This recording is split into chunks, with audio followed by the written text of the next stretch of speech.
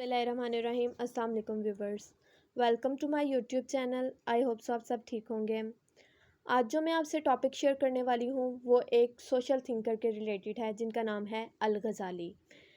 आज मैं आपसे अल गज़ाली के रिलेटेड शेयर करूँगी कि अल गज़ाली कौन थे और उन्होंने फ़िलासफ़ी में कैसा रोल प्ले किया। अल गज़ाली 1058 में पैदा हुए थे और उनकी डेथ हो गई थी 1111 में। ये तब्रान में पैदा हुए थे। ये एक मुस्लिम फ़िलासफ़र थे, लॉ स्पेशलिस्ट थे और रेशनलिस्ट थे। ये पर्शियन ओरिजिन से बिलोंग करते थे, कलाम को भी जानते थे, सूफ़ीज़म को भी जानते थे और फ़िलासफ़ी को भी जानते थे। इनका जो फुल नेम था वो था अबू हामिद मोहम्मद इब्न मोहम्मद उतवसुल गज़ाली। ये इनका फुल नेम था।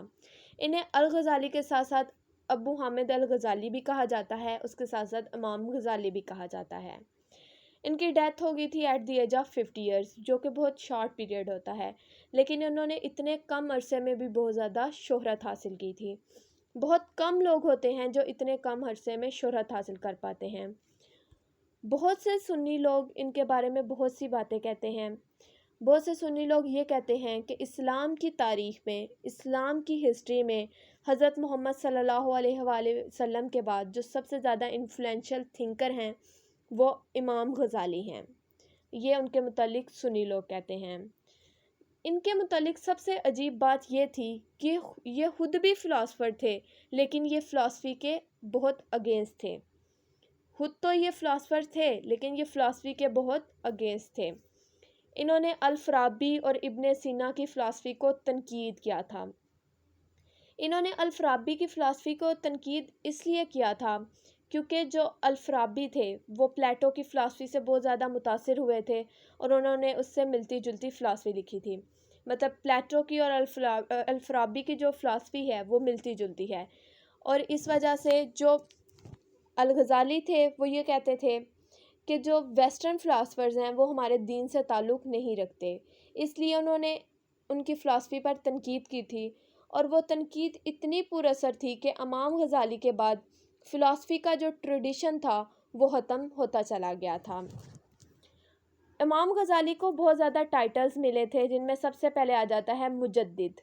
मुजद्दिद का मतलब होता है वो इंसान जो कि ईमान को दोबारा ताज़ा करे। सेकंड जो इन्हें टाइटल मिला था, लक़ब मिला था, वो था हुज्जतुल इस्लाम। हुज्जतुल इस्लाम का मतलब होता है वो इंसान जो कि इस्लाम का सबूत दे या इस्लाम का सबूत हो।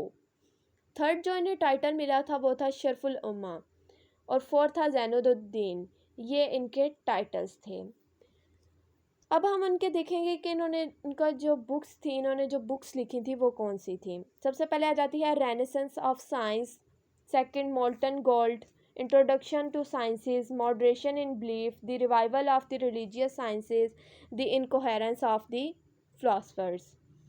ये इनकी बुक्स थी, लेकिन इन बुक्स में जो सबसे ज़्यादा इनकी इन्फ्लुएंशियल बुक्स थी वो दो बुक्स थी। Number 1 the revival of the religious science, और number 2 the incoherence of the philosophers. अब जो इनकी फर्स्ट बुक है the revival of the religious sciences, इस बुक में वो बताते हैं कि इबादत कैसे की जाए। ये जो बुक है इसमें इन्होंने कहा है कि इस्लाम के अखलाकियात के असूल की वजाहत की है इस बुक में, कि इबादत कैसी की जाए और किन अमाल से इंसान जो है वो जन्नत हासिल कर सकता है, और अपने नफ्स पर कैसे काबू पाया जाए। इस बुक में वो कहते हैं कि जो चीज़ हमारे समाज को अच्छी लगती है वो उसी को अच्छा कहते हैं, लेकिन ऐसा नहीं होता। जो हमारी अकल है वो अच्छे और बुरे की तशरीह नहीं कर सकती। अच्छे और बुरे की जो तशरीह है वो सिर्फ़ और सिर्फ कुरान पाक से हासिल होती है। जो चीज़ हमें जन्नत अता करे सिर्फ़ वही अच्छी है, और जो चीज़ हमें दोज़ख अता करे वो बुरी है।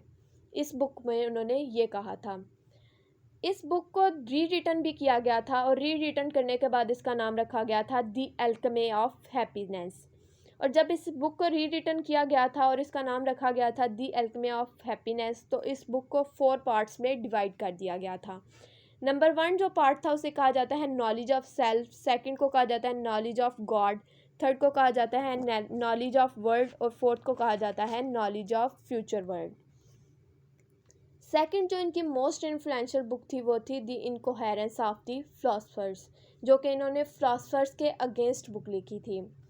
इस किताब में वो कहते हैं कि जो प्लेटो है ایرسٹوٹل ہے، سوکریٹیز وغیرہ، یہ جتنے بھی تمام ہیں گریک فلاسفرز، یہ بت پرست ہیں، یہ کافر لوگ ہیں، یہ مسلمان نہیں ہیں، لہٰذا ان کی باتوں پر یقین کرنا ہمیں اسلام کے دائرے سے نکال دیتا ہے۔